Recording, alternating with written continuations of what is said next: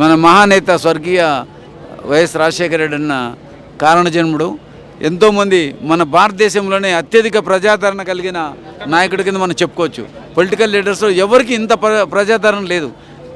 అతను పెట్టిన స్కీమ్స్ వల్ల ఆరోగ్యశ్రీ అయితేమి, లేకుంటే రైతు భరోసా అయితేమి, రైతు రుణమాఫీ అయితేమి, ఫీజు రీంబర్స్మెంట్ అయితేమి, ఇంకా అన్ని 108 అయితే 104 అన్ని స్కీమ్స్ ద్వారా ప్రజల గుండెల్లో, పేదల గుండెల్లో గుడి కట్టుకొని ఉన్నాడు. ఇలాంటి మహానుభావుడు దేవునికి కూడా అసూయ పుట్టి తీసుకుపోయినాడు అనిపిస్తుంది.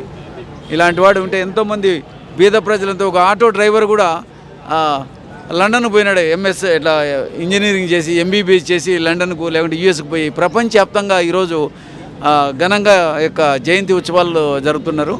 ఎంతోమంది బాగుపడినారు. వాళ్ళంతా ఫ్యూచర్ జనరేషన్కు, ఫ్యూచర్ మన కంట్రీకి కానీ లేదంటే మన తెలుగు రాష్ట్రాలకు ఎంతో పేరు తెచ్చే పరిస్థితుంది. అన్ని రంగాల్లో వాళ్ళు వృద్ధి చెందుతుండ్రు.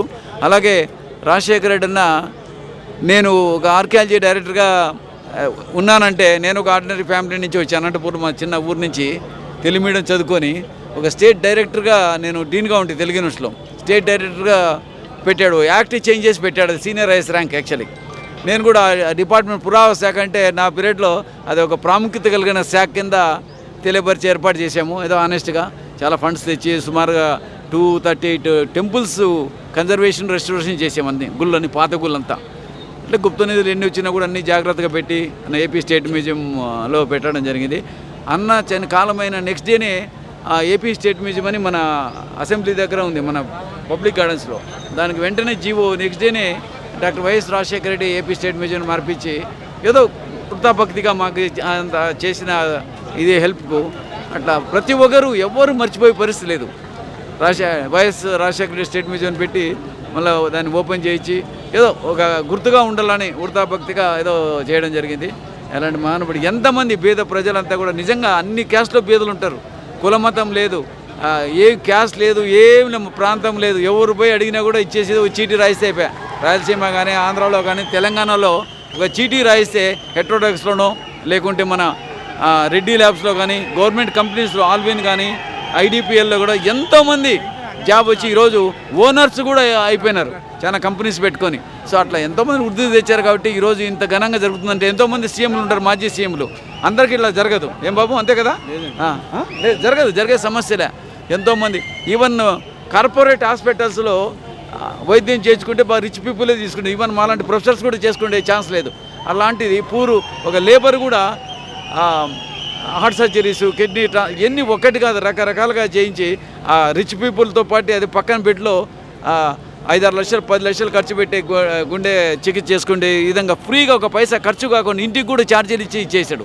ఇంకా ఈవెన్ ఎవరైనా ఫ్రెండ్స్, ఈవెన్ కమ్యూనిస్ట్ లీడర్స్ కూడా ఎంతో సాటిస్ఫై అయినారు. మామూలుగా చేస్తుంటారు కదా, ఎక్కడ పొరపాటు చేయని వాళ్ళు గొడవ చేస్తుంటారు. ప్రతి ఒక్కరూ అతనంటే ప్రాణం ఇప్పటికి కూడా తలుచుకుంటారు ప్రతి ఒక్కరు.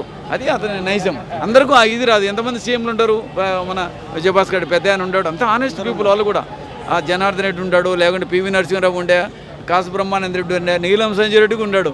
అందరూ ఉండగా ఇంత నేమ్ తెచ్చుకోలేం. ఎంత కష్టపడి పైకి వచ్చాడు. వీళ్ళంతా అడ్డు పెడితే కూడా వచ్చి చేసి ఎంతోమంది పేదలకు సాయం చేసి మన అదృష్టంగా ఇచ్చేసుకో. లక్షల మంది, కోట్ల మంది శిష్యులు అయింటారు నాకు తెలిసినంత వరకు. నాకు అనిపిస్తుంది అట్లా. అంటే అతని దీనికి ఆ ప్రేమకు అక్కడ పైలోకంలో కూడా ఉంటారని నేను నమ్ముతా. ఎందుకంటే అభిమానము అక్కడ ఇచ్చేసి పైనుంచి చూస్తుంటాడు మన యాక్టివిటీస్, మన చేష్టలంతా, ఏమేమి పిల్లలంతా, వాళ్ళ పిల్లలు బాగుపడింది ఇదంతా. సో ఎనీవే, మా ఇట్లా పెద్ద ఆయన మన రాజశేఖర్ అన్న జయంతి 77వ జయంతి సందర్భంగా బాగా ఘనంగా జరుపుకుంటున్నాము. దీనికంతా కారకులు ఈ బుట్టా కన్వెన్షన్లో, ఈ యొక్క కన్వెన్షన్లో ఈ ప్రోగ్రాం జరిగేదానికి మన ఈశ్వర్ ప్రసాద్ రెడ్డిని సాక్షిలో డైరెక్టర్ ఉండే, ఫైనాన్స్ డైరెక్టర్. ఇప్పుడు state YSR intellectual forum president. అతను అందరూ డైలీ మీటింగ్లు పెట్టి మీ అంతా core committee members. So meeting పెట్టి ఇంత దిగ్విజయంగా అతని అధ్యక్షతన బాగా జరుగుతుంది. మీ అందరూ ఈ అవకాశం ఇచ్చినందుకు మా రాజశేఖర్ గురించి చెప్పే అవకాశం